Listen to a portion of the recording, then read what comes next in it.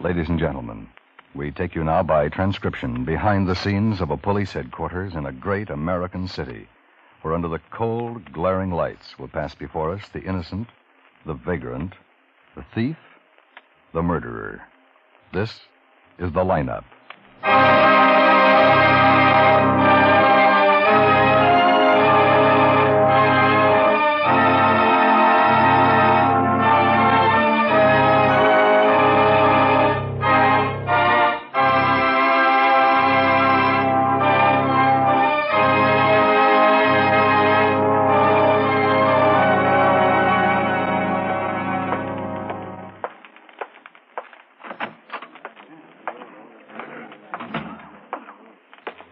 Hi. Oh, hi, pal. See the wire on Pappas? No. Still owes him 7 years in Oregon. Armed robbery. Hold order on him from Chief of Police in Salem. Denver wants him, too. Same thing. Well, I'll be darned. Lippincott here yet? Yeah, Obler's up the front room. Over there. Oh. How about the others? Jensen, Romberg, Keffer, and Ramachenko. Full house, huh? Yeah. If all of Papa's victims showed up here, we'd have to hire the Civic Auditorium. Yeah. May I have your attention, please? You people out there on the other side of the wire in the audience room, may I have your attention, please? Thank you. My name is Cogger, Sergeant Pete Cogger. I'll explain the lineup to you. Each of the suspects you will see will be numbered. I'll call off a number, their name, and charge. If you have any questions or identifications, please remember the number assigned to the prisoner as I call his name. At the end of each line, when I ask for questions or identifications, call out the number. If you're sure or not too sure of the suspect, have him held. The officers who took your name will assist you. They're seated among you. Please be prompt with your questions or identifications. When the prisoners leave here, they're sent to the washroom and dressed back into their jail clothes. Makes it quite difficult to bring them back after they leave here. Now, the questions I ask these suspects are merely to get a natural tone of voice, so do not pay too much attention to their answers, as they often lie. All right, bring on the line. Okay, move it right along, boys. All the way to the end of Since the when to stage. hold it? I thought I'd try it. Yeah, that's New good. kind of filter. Now turn and face the front. You got a match? Take your hands out of your pockets. Keep your eyes straight ahead. When I call Yeah, out Ben. your number, step up to the white Thanks. circle in the center of the stage. It's a big room out there, so talk right up when I ask you questions. All right, number 1, Andrew Damon, Grand Theft Merchandise. Right out in the circle, Andrew. Tell us where you live. Jackson Heights, The street address, Andrew. 320 South Kilburn. Any weapons on you when you were picked up? No weapons. What's your profession? Salesman. Look right out through the screen, Andrew. That's it. Now, what do you sell? Food. Frozen food in deep freezers. How long you been selling food in deep freezers? About 6 months. Anyone with you when you were arrested? No. You own a car? No. Those are clothes you were wearing when you were booked? Yeah. Take off the coat, Andrew. Take off the coat. Okay, put it back on. Step over to the side, then. Number 2, Bernard Clark's burglary. Oh, yes, sir. What's your address? 65 Galapagos Street, apartment 10. What do you do for a living, Bernard? Oh, anything. Shovel work sometimes. I dig. You know a man named Frank Krieger? Oh, yeah, I know Frank. I've known him for a long time. Turn around. You see him in the line anywhere? Oh, yeah, that's him right back there. It's number 7. How about David Junta? You know him? Oh, sure, yeah. You see him in the line anywhere tonight? Yeah, he's standing right there next to Frank.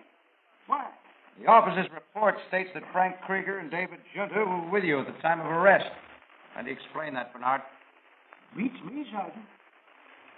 You know where they were, Bernard? Oh, sure. They were with the chickens. Where were the chickens, Bernard? We're in the chicken coop. You see, I was out front in the car, and they were in back loading up a few things when the prowl car drove up. But they weren't with you. They were in the chicken coop. Well, now you got it, Sergeant. Thank you. Next, number 3, John Pappas, armed robbery. Where do you live, John? Beaver Hotel. Address? 313 Parkerston, I think. What do you do? You mean work? Yeah, what kind of work do you do? Carpet. How long you been a carpenter, John? 6-7 years. Where do you work? I don't. Where was your last job? Arizona. As a carpenter? Anybody with you when you were picked up? No, I was alone. There was nobody with me. You have any weapons? A gun. What kind of gun? Army 45. You have a car? No, What's funny, John? nothing. Why the grin? I was thinking of them guys in the chicken coop, I guess. Okay, John, step back. Sergeant Carger. Yeah. Number 3. Call for interrogation. Okay, Pappas, in that line. That does it. See you tomorrow, Klein. Asher can follow through on Pappas. Right, man. Up to the circle, Roger. Give us your home address. Ben. Oh, yeah, Bill. Got a minute? Sure. Get a make on Pappas? Yeah, there's enough for the district attorney now. Good. Come on. We might have a break on George Fresno. Fresno? Yeah, Broadway Division picked up Lawrence Sawyer half an hour ago. Parole violation. I think he'll help us to get Fresno. Well, how's that? Sawyer's got a wife and 2 kids now. He doesn't want to serve any more time.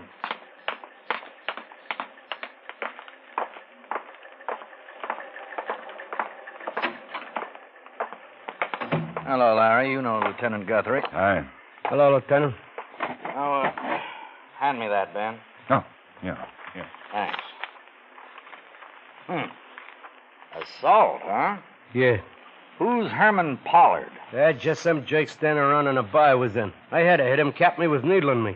You're on parole, Larry. You know you weren't supposed to be in a bar, don't you? I work till almost 9 tonight. I stopped in there for beer, and this Raymond, whatever his name is, started needling me. So I popped him, and they picked me up. And you broke parole.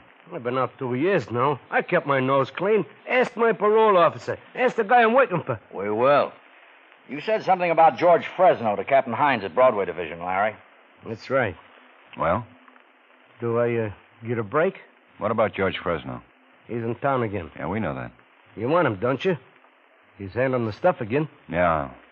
He's working with Gunther, Talbot, and Elmer Brashy. The 3 of them have been pushing for 17 months, what we know of. Stuff's from Turkey and Greece. Tests out anywhere from 30 to 50%. We've got half a kilo of it down the lab right now. Can I have some water? Help yourself.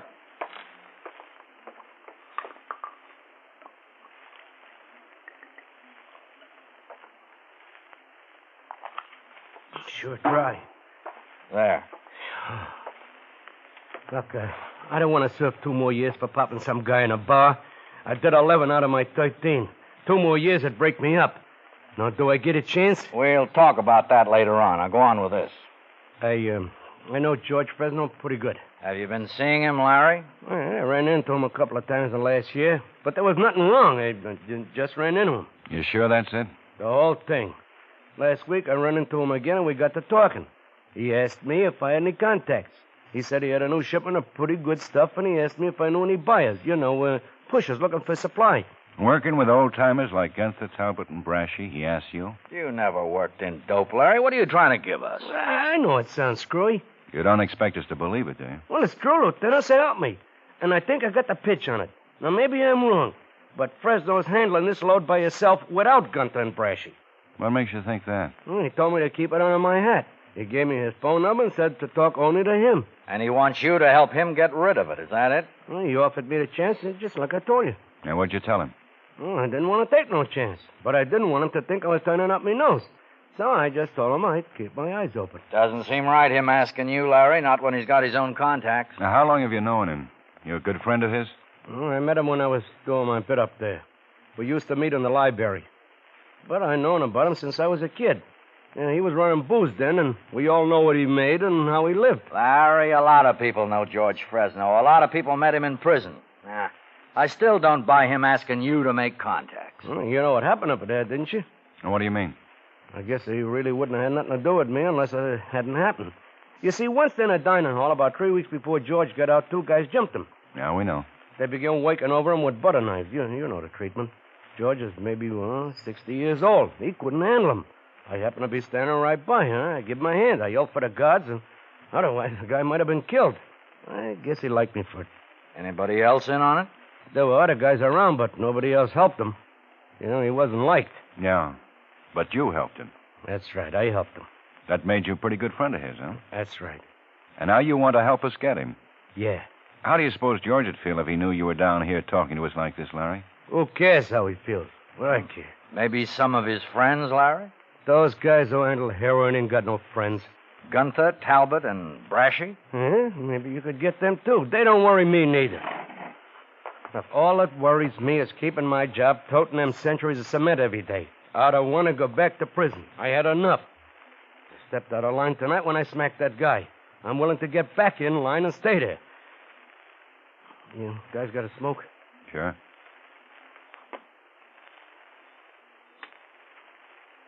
Thanks. Now, George asked me for a contact to unload some of the stuff. He wouldn't ask everybody. You know that. A plant working for you would help a lot. George is a smart operator, and it might take a long time for you to get somebody in there. I could get in right away and set him up. He's gone up once on income tax and once on carrying concealed weapons. He never had a big rap, but I know you want him. Listen to me. George lives over on Palace Drive. He's got an apartment that costs $2,000 a month rent. Pretty nice place. Books, television, a couple of servants. I live on Everett Place. $45 a month. And I'm nubbing to get it together. But I got a wife and 2 kids there when I get home. I like living like this, Captain. Give me a chance to stay with him, will you? Please? Huh, Captain, please?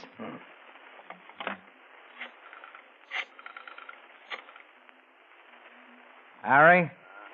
This is Waldo. I want a package on Lawrence Sawyer. Yeah, everything. Check the parole office. That's right away. Yeah, bye. If you're clean enough, we'll give you a break, Larry. Okay, Ben? Come on. Where? Well, what happens now? You're still under arrest for assault, Larry. We'll book you in for the night.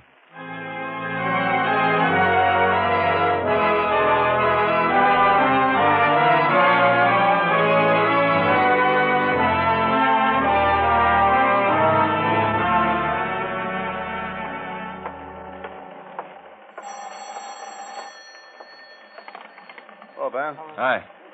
Everybody's in your office. Okay, you can get Sawyer up. Right. Hi, fellas. Pete? Yeah, they got it all, Ben. Good.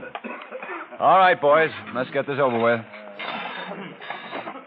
Captain Waldo's decided to use Lawrence Sawyer on this. Sawyer's convinced us that he has the confidence of George Fresno and can be useful in making the arrest. Sawyer's willing to do anything we ask him.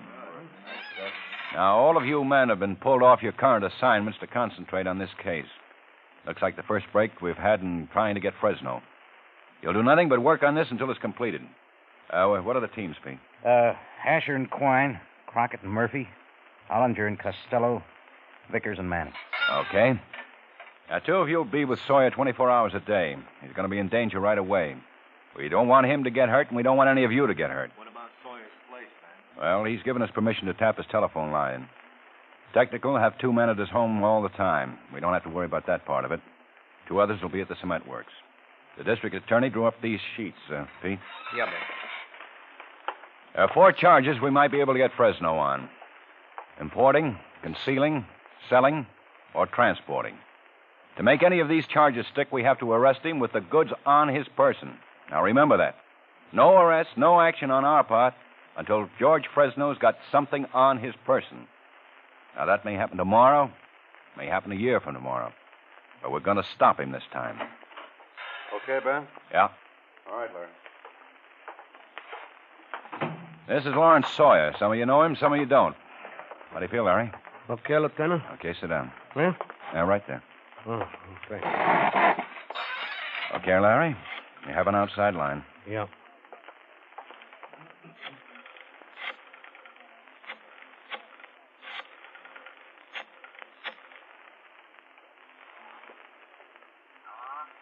George, this is Larry. Larry Sawyer. I've been thinking about that, you know what we talked about last week? How about having a drink, George, and talking about it? Okay, George, I'll be there. So long. I'm going to meet him for a drink this afternoon at Amos's Bar and Grill. That's on 17th, right below Grant. Asher, Quine? Yeah, Ben. You be there, too.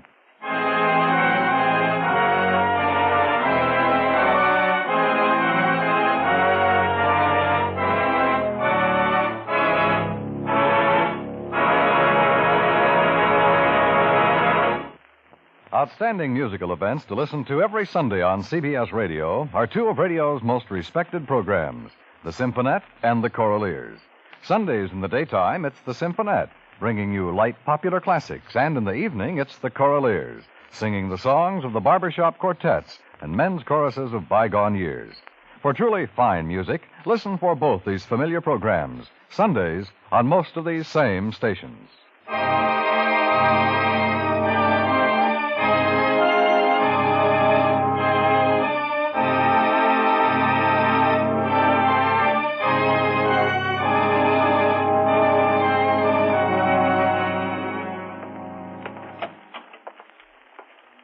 Morning.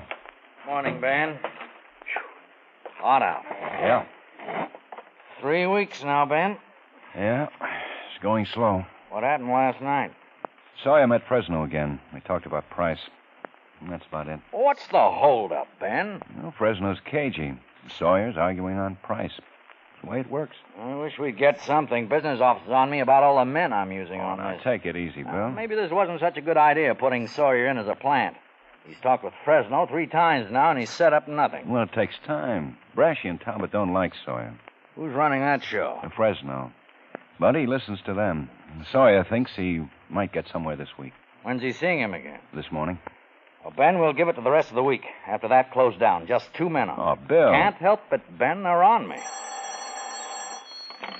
Waldo. Yeah, okay, thanks. Keep in touch. This might be it, Ben. Yeah, how's that? Fresno agreed to sell Sawyer a full kilo of heroin this morning. Sawyer thinks we can set him up.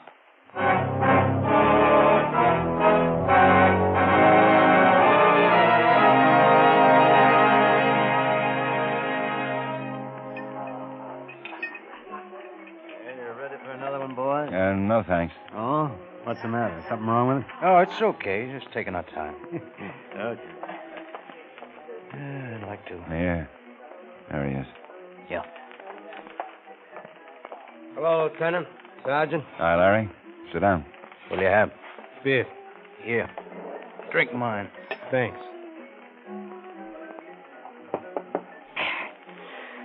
Sure good. Well, how'd it go? Well, he's willing to sell some of it to me. Give us the whole story. Well, you know how I've been after him. I didn't push too hard because I didn't want him to get suspicious. Think, something's wrong. Today I brought it up. I told him I had a client in town who'd take some of the stuff. Yeah? Well, we've been arguing about price all this. He said he'd have to go 8,000 straight. I tried to make it look good and argued for 7,500. Well, he finally made a deal. 78. A full kilo? Yeah. He beefed me up about how high grade it was. 65%, he said. I told him my client would like that. Hey, look, I'm going to need some cash. What's the deal? He'll want to see $700-800 before he shows me anything. I know that. I try to argue him down, but he wants it all in cash. And I got to have it. Well, you'll have it. When's the delivery? Well, I'm supposed to meet him at the corner of Albion and 6th at 9 o'clock tonight. He say he'd have the stuff with him? No, he didn't. And I didn't ask him. He's pretty cagey. It may be a running around testing me. I don't know. Oh, I shall be glad when it's all over. Who was with him when you talked? Talbot and Brashy. I was wrong thinking this was something George was handling just for himself. They're in on it, too. Are they going to be there? I don't know. Did you tell him who your client was? I did it just the way we talked about it. I just said it was a friend of mine from California. He asked me for a name, and I told him I'd rather not say. We let it go at that. He was more interested in arguing about money than anything else. 9 o'clock, Albion and 6th, huh? That's it. Okay, Larry. Yeah. Thanks for the beer, Sergeant. Yeah. Hey, you know something? What? That guy'd kill me if he knew what I was up to. Well, you've known that all along. Yeah, but I just began to think about it a minute ago.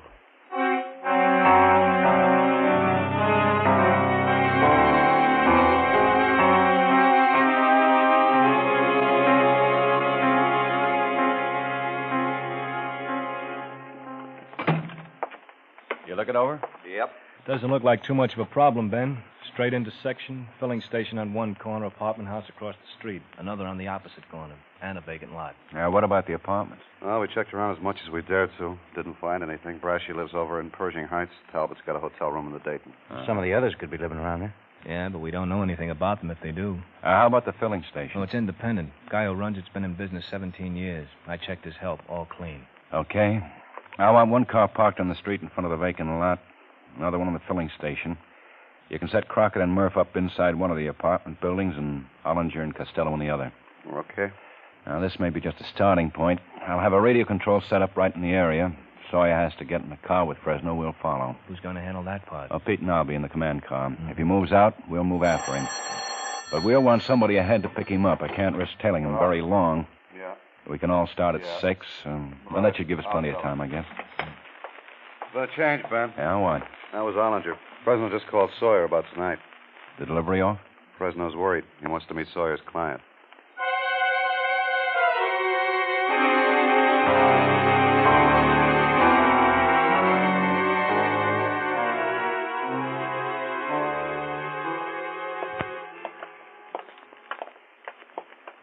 about this, Lieutenant. It's the only thing we can do.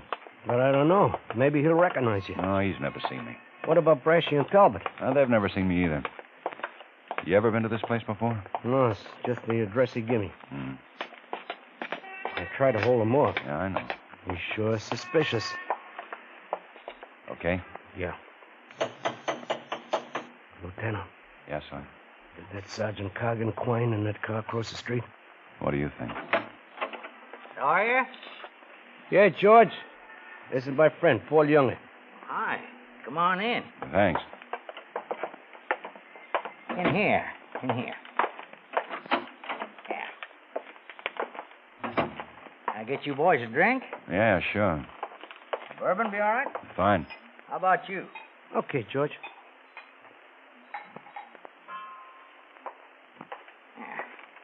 Thanks. Thanks. Sit down. Get comfortable. How long you been in town, Younger? 3 weeks. Los Angeles? Santa Cruz. Where you staying? Friends? Anybody I'd know? I didn't ask him. Look, Sawyer, you said this was all set up. What's the shakedown? Well, he just want to meet you, Paul, that's all. Yeah, I gotta be careful. So do I. Do I get delivery tonight? No. Okay. That does it. I gotta catch a plane. Hey, wait a minute, Paul. Wait for him. I can buy elsewhere. I don't have to go through this kind of thing. I don't know you from Adam. Well, that's the way I like it, Fresno. How long you been in business? You're too nosy for me. And Sawyer came up with a proposition that he could put me next to some 65% stuff. I like the idea. I can use it. I'm willing to pay the dough. But not this kind of thing. If you want to do business, we do it right now. No more questions, no more stalling. What do you say, Fresno? You, got the money? Show him. Yeah. This is it, George. I'll take half right now. You can give me the rest when the stuff's delivered. Paul? When'll that be? Less than an hour. What do you say, Paul? Well, give him 2,000. Okay. Okay. When can he pick it up for me? He doesn't have to. Huh? You can do it yourself, Younger. Just get your hat and follow me. Sawyer, you can go home. Mr. Younger and me'll handle it now.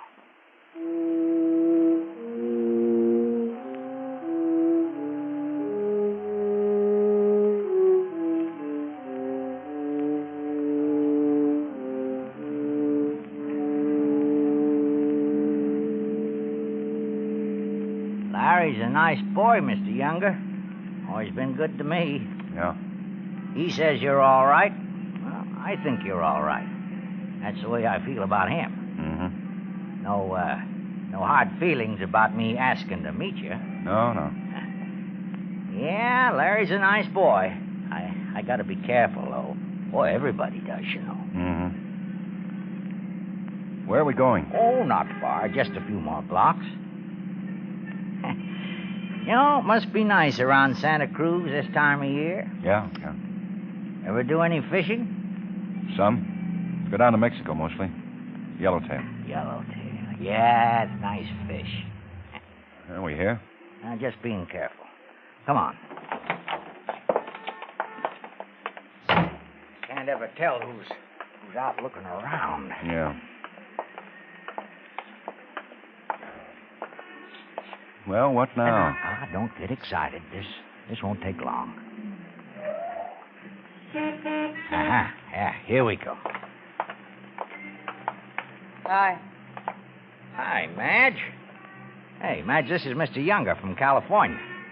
Hello. Hello. Yeah, go ahead. Get in. Hmm? That's it. Madge helps me out on these things, Mr. Younger. Yeah.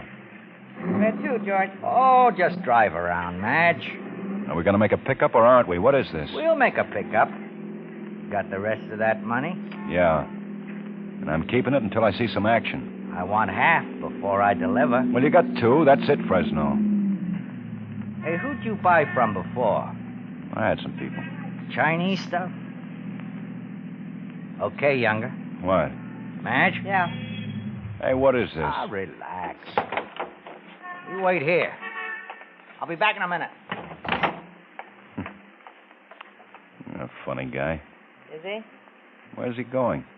My apartment. What for? Weren't you talking about a delivery? Yeah. Is that the way it works? Just wait for George. Okay. Want one? No, thanks. What are you doing? I think I'll stretch for a minute. What? I get cramped up. Here he comes. He won't be cramped long. Yeah. Hey, what's this? You going someplace? Well, I'm just stretching. You better get back in the car. Is this it? Yeah. 65%. I guarantee it. Well, I'll take it right here. Wait a minute. What about my dough? No dough on this one, George. Huh? I'm a police officer. Hey, don't move your hands. Madge, keep your hands on the wheel in there. No. Sit down on the ground, George. Now, look. I got a lot of money. 20,000, 30,000. Get down. Oh, don't hand me over. It'd be my last trip. I only got a few more years. Okay, Ben? Yeah.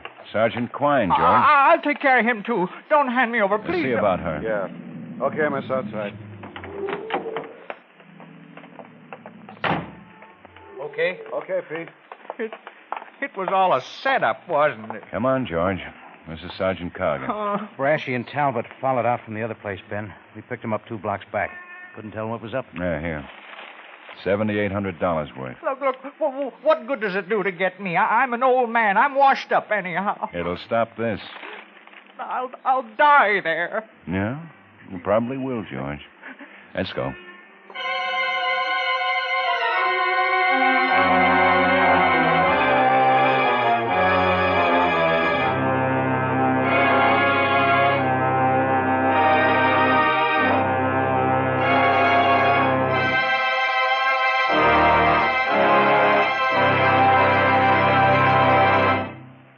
The lineup, where before you pass the innocent, the vagrant, the thief, the murderer.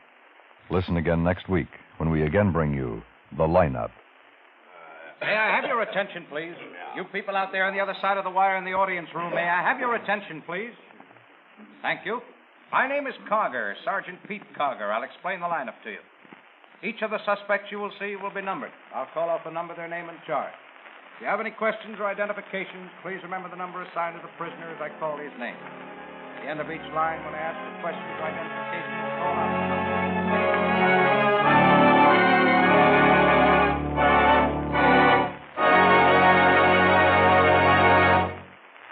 The lineup, starring Bill Johnstone as Lieutenant Ben Guthrie, with Jack Moyles as Sergeant Pete Carger, was written by E. Jack Newman with music by Eddie Dunstetter.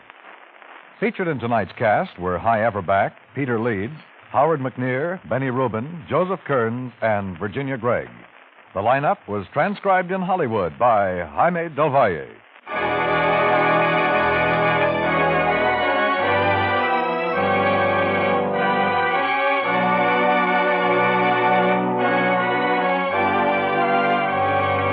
Sunday nights, hear Lionel Barrymore, host, narrator, and frequent star of a distinguished dramatic series. You'll find the plays are of the same high caliber as you've heard in years gone by on the program CBS Radio called Your Thursday Night Playhouse. This year, with Lionel Barrymore as host-narrator, it's your Sunday Night Playhouse on most of these same CBS radio stations every week. Dan Coverly speaking. This is the CBS Radio Network.